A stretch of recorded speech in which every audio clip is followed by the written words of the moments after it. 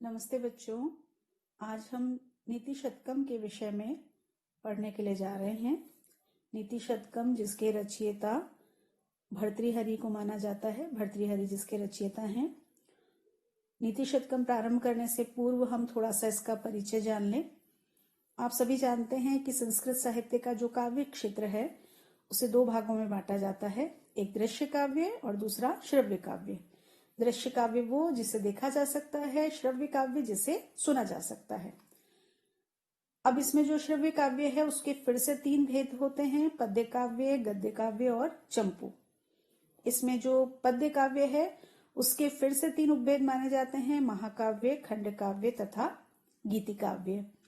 गीति काव्य के फिर से भेद होते हैं, मुक्त काव्य और प्रबंध काव्य। हम जो भर्तृहरि का नीति शतकम पढ़ रहे हैं वो एक मुक्तक काव्य है और मुक्तक काव्य की विशेषता ये होती है कि उसके किसी एक ही पद्य में किसी रस की पूरी अभिव्यक्ति होती है और बहुत ही उपयोगी विषय का उसमें चित्रण होता है। हर पद्य अपने आप में स्वतंत्र होता है।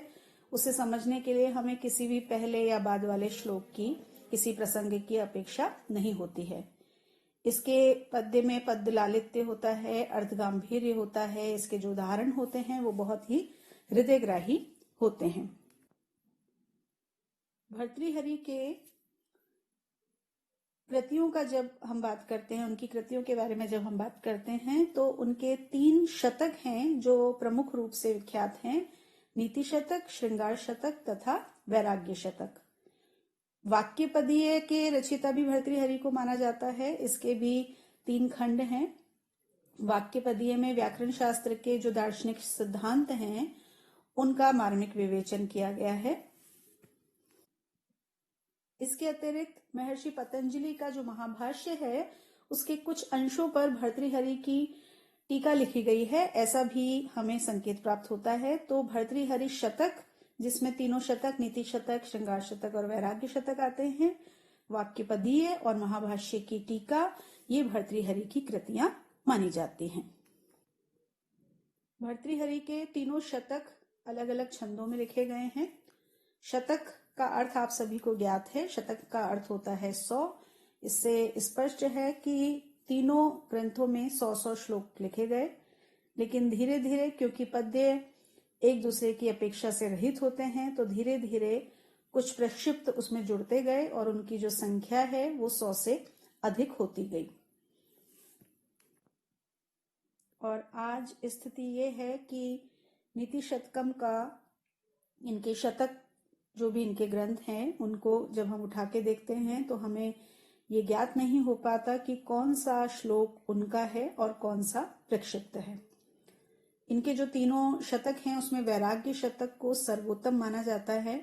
इसमें सांसारिक सुखों की अस्थिरता और मानवीय जीवन में जो दुख होता है उसका बहुत ही सुंदर चित्रण किया गया है और संतोष को सबसे बड़ा धन और वैराग्य को उसका साधन बताते हुए यहाँ पर इन्होंने इस वैराग्य शतक की रचना की है।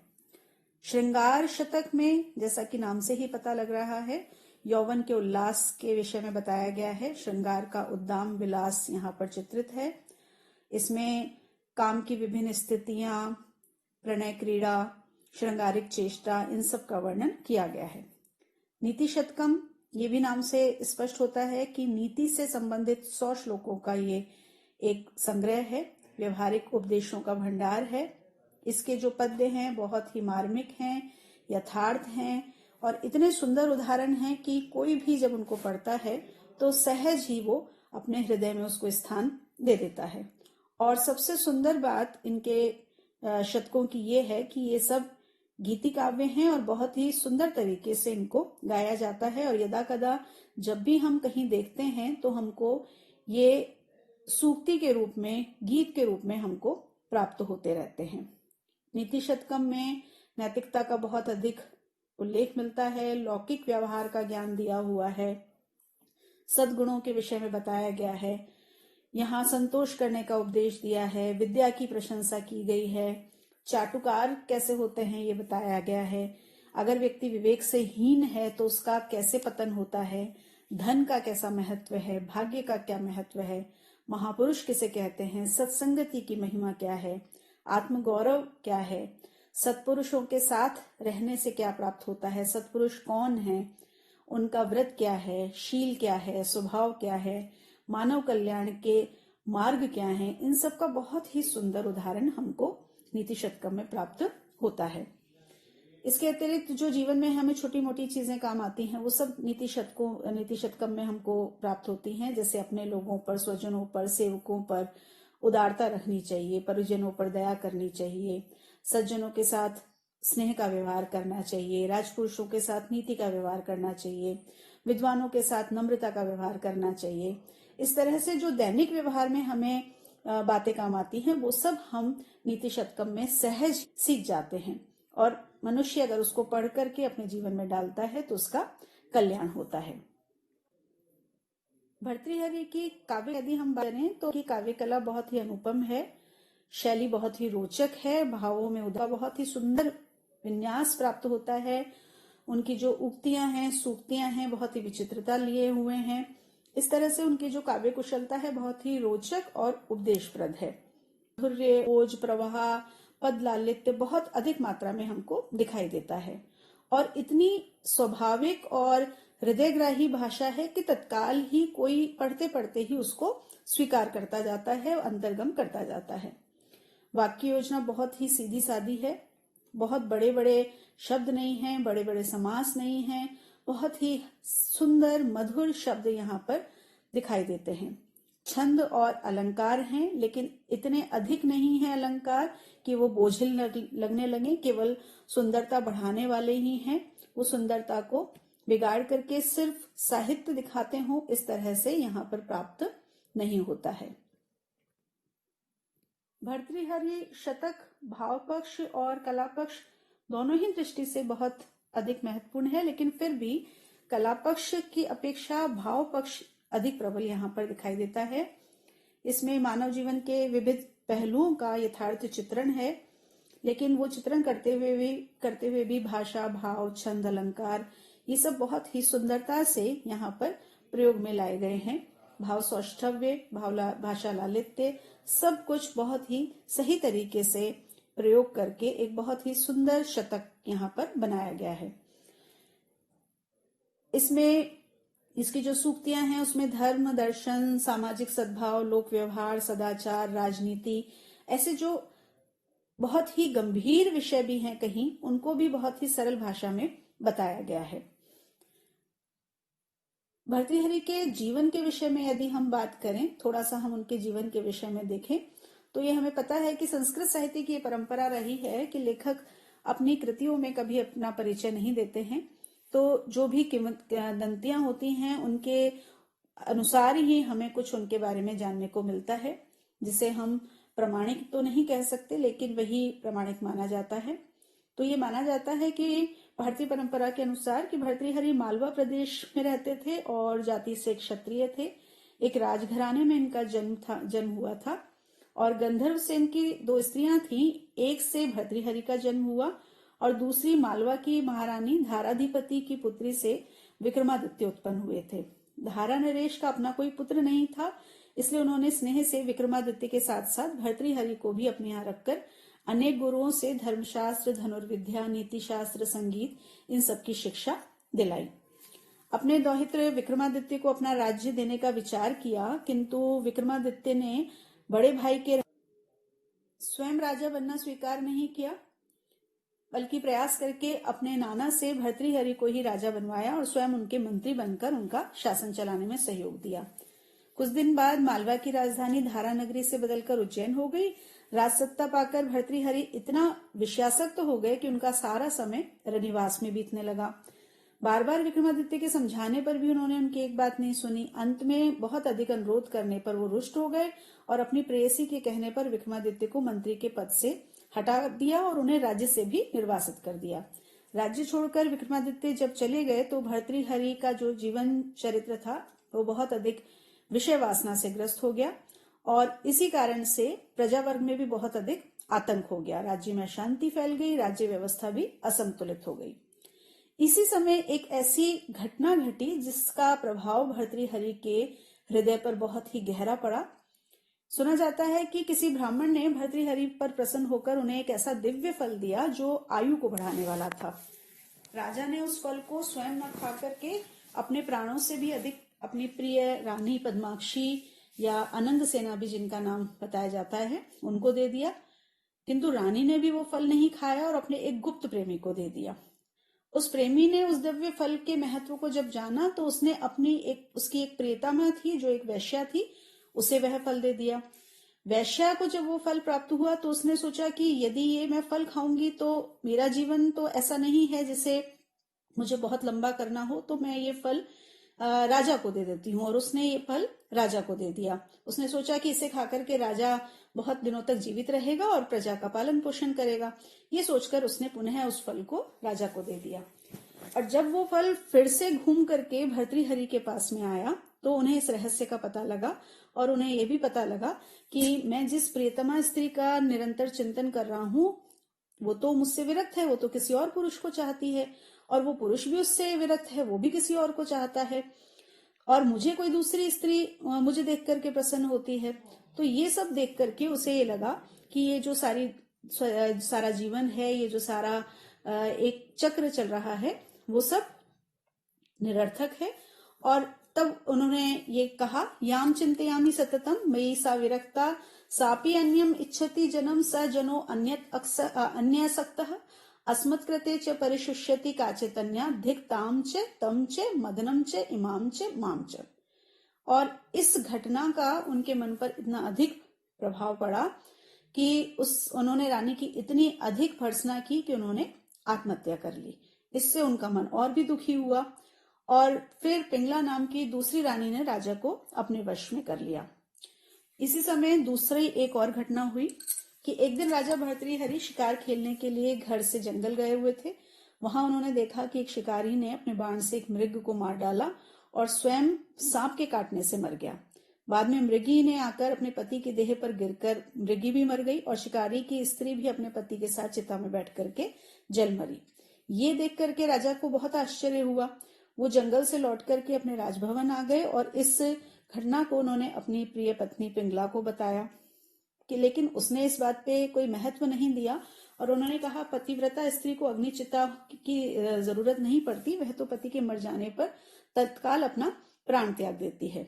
राजा को रानी पिंगला के इस कथन पर विश्वास नहीं हुआ, लेकिन फिर भी उन्होंने इस बात की परीक्षा लेने के विचार से फिर से कुछ दिनों के बाद में वो जंगल में शिकार खेलने के बहाने जंगल में गए और वहां पर अपना कपड़ा खून में भिगोकर उन्होंने अपने सेवकों के द्वारा रानी पिंगला के पास में वो कपड़ा भिजवा दिया।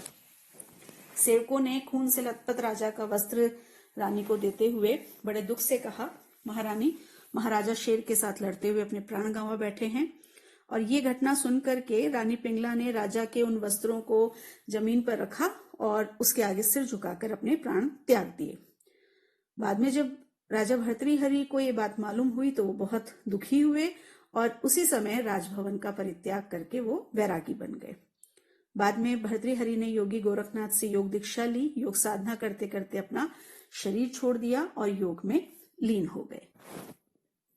ये तो नीति शतकम और महाकवि भर्तृहरि का संक्षिप्त परिचय था और अब हम नीति शतकम प्रारंभ करने जा रहे हैं। हमारे संस्कृत साहित्य की ये परंपरा है कि कोई भी ग्रंथ का जो आरंभ होता है वो मंगलाचरण से होता है। मंगलाचरण आप लोग कई बार पढ़ चुके हैं, हर पुस्तक में पढ़ चुके हैं। मंगलाचरण एक ऐसा आचरण जो हम अपने मंगल की कामना के लिए करते हैं। जब भी कोई नया काम हम शुरू करते हैं, चाहे नई पुस्तक पढ़ना हो, चाहे कोई नई वस्तु लेकर के आना हो, चाहे परीक्षा देना हो, हम सबसे पहले अपने इष्ट का स्मरण करते हैं और अपनी भावनाओं को किसी भी रूप में उस तक पहुंचाते हैं। अपनी मंगल कामना के लिए किया हुआ ये जो आचरण होता है वही एक मंगलाचरण है, जिसे हम संस्कृत साहित्य में इस प्रकार से देखते हैं कि जब भी ग्रंथ का आरंभ होता है तो जो लेखक है वो पहला श्लोक या पहले एक दो श्लोक ईश्वर को समर्पित करते हुए लिखता है, उसे ही मंगलाचरण कहा जाता है। मंगलाचरण 3 प्रकार का होता है, नमस्कारात्मक, आशीर्वादात्मक और वस्तु निर्देशात्मक। नमस्कारात्मक जैसा कि आपको नाम से ही ज्ञात हो रहा है, जिसमें हम अपने इष्ट को नमस्कार करें, नमन करें, उसके गुणों का बखान करते हुए, उसका वर्णन करते हुए हम उससे नमस्कार जब करते हैं तो वो नमस्कारात्मक होता है।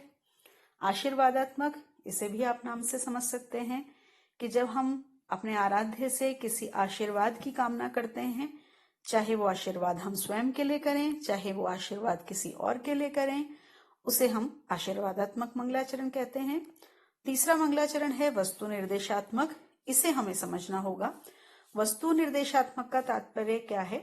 वस्तु का तात्पर्य यहाँ किसी वस्तु, किसी पदार्थ, चीज से नहीं है, बल्कि वस्तु का मतलब है विषय वस्तु।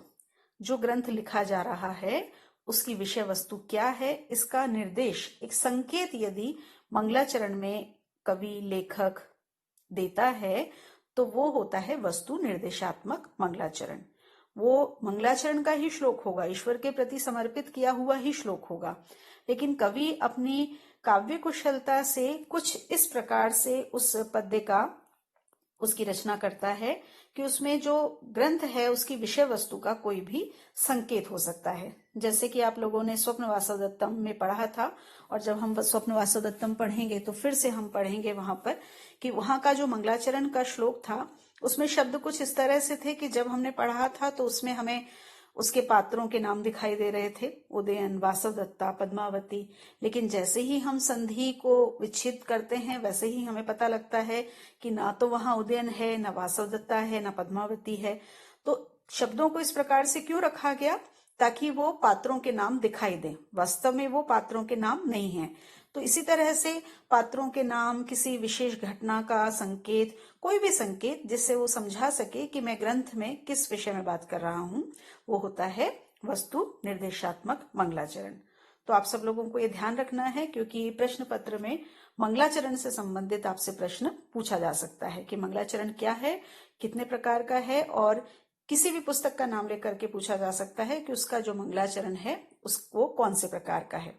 एक चीज और ध्यान रखनी है कि कोई भी मंगलाचरण आवश्यक नहीं है कि वो एक ही प्रकार का हो, कि उसमें नमस्कारात्मक ही हो, या 2 प्रकार का हो, या 3 प्रकार का हो। किसी भी मंगलाचरण में 1 प्रकार, 2 प्रकार या तीनों प्रकार हो सकते हैं। हो सकता है मात्र नमस्कार किया हो सकता है मात्र आशीर्वाद मांगा हो, और हो सकता है केवल वस्तु का निर्देश किया हो, विषय वस्तु की ओर संकेत किया हो।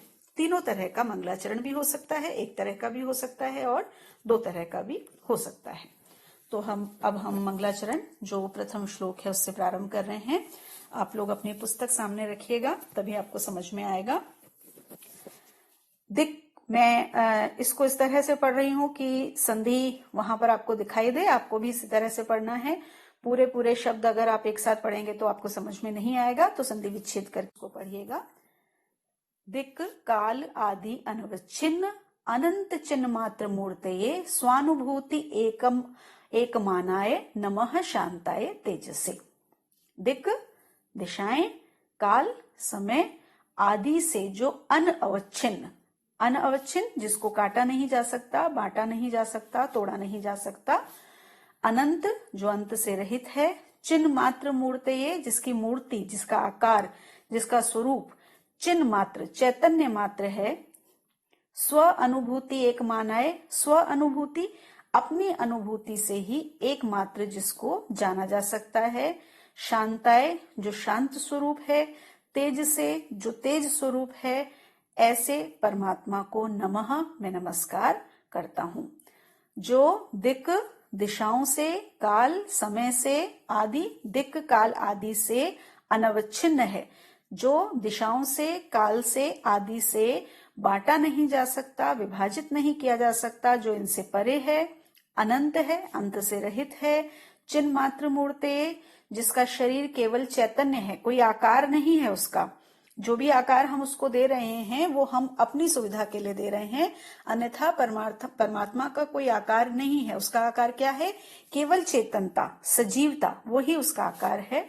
स्व अनुभूति एक मानाए, उसे कैसे जाना जा सकता है?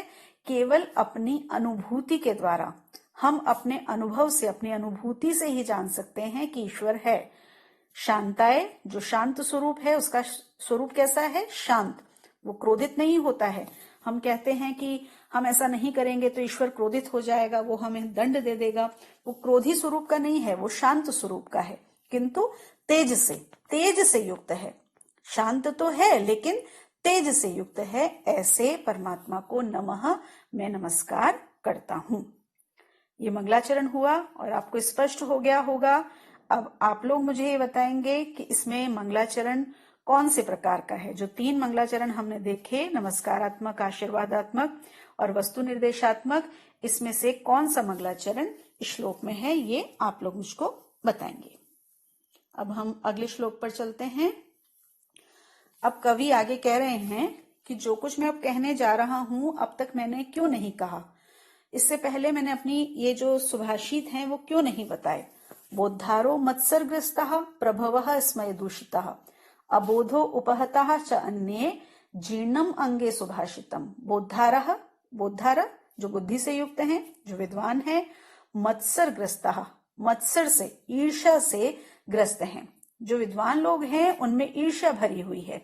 प्रभवः जो प्रभाववान है, प्रभावशाली हैं। इसमें दूषितः वो किससे दूषित हैं? अहंकार से, घमंड से युक्त हैं, घमंड से वो दूषित हो रहे हैं। अन्य जो हैं, अन्य कौन हुए? विद्वान लोग चले गए, प्रभावशाली लोग चले गए। अब जो अन्य लोग बचे हैं वो अबोध उपहता, अबोध से, अज्ञान से युक्त हैं। इसलिए सुभाषितम, सु अच्छा, भाषितम अच्छा वचन, अच्छे जो वचन हैं, अच्छे जो शब्द हैं, अंगे मेरे अंग में ही, मेरे भीतर ही, मेरे मन में, मेरी जिह्वा में ही जीर्णम जीर्ण हो गए हैं, नष्ट हो गए हैं। यहाँ कवि क्या कहना चाह रहे हैं कि अब तक मैंने ये सुभाषित किसी को क्यों नहीं बताए हैं, क्योंकि जो विद्वान लोग हैं वो मत्सर से ग्रस्त हैं, ईर्ष्या से ग्रस्त हैं। तो विद्वान जब ईर्ष्या से ग्रस्त होगा तो वो किसी की बात को नहीं सुनेगा। उसे लगेगा कि यदि मैं किसी की बात सुन रहा हूं इसका मतलब मेरा ज्ञान कम है, तो इसलिए वो दूसरे की बात को नहीं सुनता है। जो प्रभावशाली है, यदि उसको बताया जाएगा, अगर किसी राजा को जाकर आप कोई अच्छी बात जाकर के बताएंगे तो राजा सोचेगा मैं इतना प्रभावशाली हूं, मुझे ये बताने वाला कौन होता है। तो उसका अहंकार इतना है कि वो किसी की अच्छी बात नहीं सुनेगा, क्योंकि वो तो सबसे प्रभावशाली अपने आप को मानता है। बचा कौन? बचे अज्ञानी लोग। तो जो अज्ञानी लोग हैं उनको बता करके क्या किया जाए, क्योंकि वो तो समझ नहीं सकते हैं। इसलिए कवि कहते हैं कि मुझे कोई पात्र नहीं मिला, सुपात्र अगर मुझे मिलता तो मैं अपनी बात को कहता। इसलिए मेरे जो सुभाषित हैं, मेरे जो अच्छे वचन हैं, वो मेरे हृदय के भीतर ही, मेरे मन के भीतर या मेरे जिह्वा के भीतर, अंगे मेरे भीतर ही जीर्ण हो गए हैं, नष्ट हो गए हैं। अब हम तीसरे श्लोक पर आते हैं।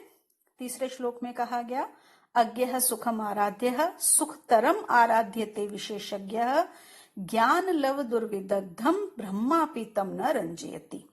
अज्ञः, अज्ञः ज्ञ मतलब जानने वाला, अज्ञ जो जानने वाला नहीं है अर्थात अज्ञानी। अज्ञः सुखम आराध्य, अज्ञ को, मूर्ख व्यक्ति को सुखपूर्वक मतलब आसानी से आराध्य प्रसन्न किया जा सकता है, समझाया जा सकता है, संतुष्ट किया जा सकता है। विशेषज्ञ, विशेषज्ञ कौन हुआ? जो विशेष बात को जानने वाला है। जैसे एक हुआ अज्ञ जो किसी बात को नहीं जानता है, एक हुआ विशेषज्ञ। आप संस्कृत पढ़ रहे हैं, आप संस्कृत को जानते हैं। आप फिजिक्स नहीं पढ़ रहे हैं, आप फिजिक्स को नहीं जानते हैं। आप कॉमर्स नहीं पढ़ रहे हैं, आप कॉमर्स को नहीं जानते हैं, लेकिन आप संस्कृत को जानते हैं। इसका मतलब आप में बुद्धि तो है, लेकिन आपकी जो बुद्धि है वो संस्कृत के लिए है, क्योंकि आपने संस्कृत को ही पढ़ा है। तो आप हो गए विशेषज्ञ। आप अज्ञ नहीं है, आप हो गए हैं विशेषज्ञ। तो विशेषज्ञ जो विशेष प्रकार के ज्ञान को रखने वाला है, सुखतरम, उसको पहले था सुख, अब आया सुखतरम, तरप प्रत्यय आ गया। इसको और अधिक सुख से, और अधिक आसानी से, और अधिक सरलता से आराध्यते समझाया जा सकता है, संतुष्ट किया जा सकता है, प्रसन्न किया जा सकता है। लेकिन ज्ञान लव दुर्विदग्धम, ज्ञान के लव, लव कहते हैं एक छोटे से टुकड़े को, ज्ञान का जो छोटा सा टुकड़ा है, जो लेश मात्र ज्ञान है, उससे दुर्विदग्धम, उससे ही अपने आप को विद्वान मानने वाला, अहंकार से युक्त हुआ जो व्यक्ति है, तम नरम, उस मनुष्य को ब्रह्मा अपि, ब्रह्मा भी न रंजयति, प्रसन्न नहीं कर सकता है, संतुष्ट नहीं कर सकता है, समझा नहीं सकता है। क्या तात्पर्य हुआ कि यदि कोई अज्ञानी व्यक्ति है तो आप उसको आसानी से समझा सकते हैं। कैसे समझा सकते हैं कि वो ये जानता है कि मैं अज्ञानी हूं, तो वो आपकी बात को सुन लेगा और हो सकता है थोड़ी सी आपकी बात को समझ भी ले। जो विशेषज्ञ है उसको आप और अधिक आसानी से समझा सकते हैं क्योंकि वो मूर्ख नहीं है। लेकिन जो बात आज आप समझाने जा रहे हैं वो कभी उसने सीखी नहीं है, तो वो मूर्ख से ज्यादा आसानी से समझ लेगा। लेकिन जो व्यक्ति अपने थोड़े से ज्ञान से अपने आप को सर्वज्ञ मानता है, अपनी विद्वत्ता पे अहंकार करता है, घमंड करता है, उस व्यक्ति को यदि ब्रह्मा भी आ जाए तो वो भी उसको समझा नहीं सकते हैं। अब हम चौथे श्लोक पर पढ़ते हैं। प्रसह्य मणिम उद्धरेत मकर वक्त्र दृष्टांतरात समुद्रम अपि संतरेत प्रचलत ऊर्मी मालाकुलम भुजंगम अपि कोपितम शिरसि पुष्पवत धारियेत न तो प्रतिनिविष्ट मूर्ख जन चित्तम आराधियेत। वो कह रहे हैं मकर वक्त्र दृष्ट अंतरात। मकर मगरमच्छ के, वक्त्र मुख के, दृष्टम दाढ़ों के, अंतरात बीच में से, प्रसह्य बलपूर्वक जबरदस्ती, मणिम किसी मणि को उद्धरेत निकाला जा सकता है। हो सकता है कि कोई मगरमच्छ के मुंह के दाढ़ों के बीच में कोई मणि फंसा हो तो उसको भी जबरदस्ती बलपूर्वक निकाल ले।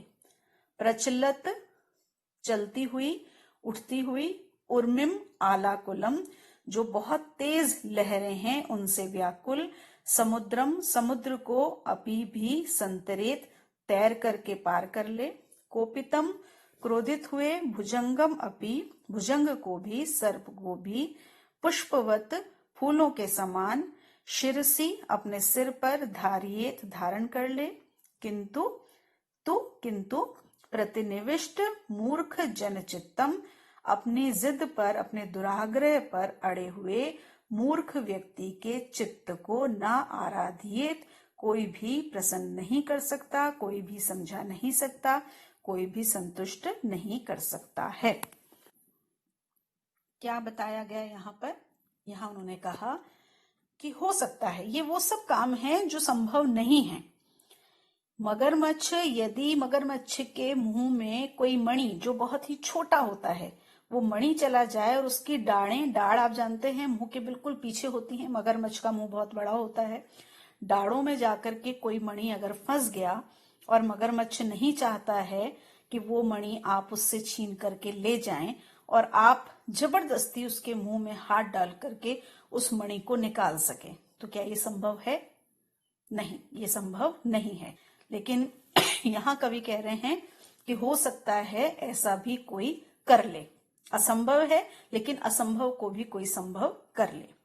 दूसरी बात, एक समुद्र, कैसा समुद्र? शांत नहीं बल्कि ऐसा जिसकी तरंगे बहुत ही व्याकुल हो रही हैं, बहुत ऊंची नीची लहरें जिस समुद्र में आ रही हैं। पहली बात तो समुद्र इतना विशाल होता है कि उसे कोई तैरकर पार नहीं कर सकता। फिर उसमें भी ऐसा समुद्र जिसकी लहरें बहुत प्रचंड हैं, ऐसे समुद्र को कोई तैर करके पार कर ले, कि हो सकता है कि ऐसा भी कर ले। तीसरी चीज, भुजंग को, कैसा भुजंग? सर्प, कैसा सर्प? शांत नहीं, क्रोधित। किसी सर्प को जो क्रोधित है उसको जैसे हम एक फूल माला को उठा करके अपने सिर के ऊपर धारण कर लेते हैं, कोई उसको उठाए और अपने सिर के ऊपर धारण कर ले। ये तीनों जो बातें, तीनों जो उदाहरण दिए हैं ये असंभव कार्य के हैं, लेकिन कवि यहाँ कह रहे हैं कि ये तीनों बातें जो असंभव हैं वो भी संभव हो सकती हैं, लेकिन जो अगली बात है वो किसी हालत में, किसी स्थिति में संभव नहीं हो सकती। क्या? प्रतिनिविष्ट मूर्ख जन चित्तम न आराधियेत, अपनी जिद पर अड़े हुए, अपने दुराग्रह पर अड़े हुए मूर्ख व्यक्ति के चित्त को, उसके मन को किसी भी प्रकार से समझाया नहीं जा सकता है। देखिए, यदि कोई ज्ञानी है या अल्प ज्ञानी है, यदि आप उसको कोई बात समझाएंगे, तर्क से समझाएंगे, वितर्क वो करेगा, लेकिन हो सकता है वो आपकी बात को समझ लेगा। लेकिन यदि कोई मूर्ख व्यक्ति किसी जिद पर अड़ गया, आप उसको किसी भी तर्क से समझाएंगे वो आपकी बात को नहीं समझेगा। आपके घर के बाहर एक आम का पेड़ है और मूर्ख व्यक्ति ने कह दिया कि ये नीम का पेड़ है, आप उसको कैसे समझाएंगे? आम का पेड़ ऐसा होता है, नीम का पेड़ ऐसा होता है। आम के पेड़ की पत्तियां ऐसी होती हैं, नीम के पेड़ की पत्तियां ऐसी होती हैं। आम में ऐसा फल आता है, नीम में ऐसा फल आता है। लेकिन ये बात कौन समझेगा? जो तर्क रख सकता है, जो बुद्धि रख सकता है, वो समझेगा। लेकिन जो मूर्ख व्यक्ति है, जो अपनी जिद पर अड़ गया है, उसने सोच लिया है कि मुझे तो यही मानना है, क्या आप उसको समझा सकते हैं? नहीं। तो यही कवि यहाँ कह रहे हैं कि जो अपनी जिद पर अड़ गया है, मूर्ख व्यक्ति, उसको किसी भी स्थिति में नहीं समझाया जा सकता। ये हो सकता है कि कोई मगरमच्छ के मुंह में दाढ़ों के बीच में से मणि को निकाल ले, कोई प्रचंड लहरों से चलता हुआ जो समुद्र है उसको तैर करके पार कर ले, कोई क्रोधित सर्प को अपने मस्तक पर पुष्प के समान रख ले, लेकिन कोई भी मूर्ख व्यक्ति को किसी भी प्रकार से समझा नहीं सकता है।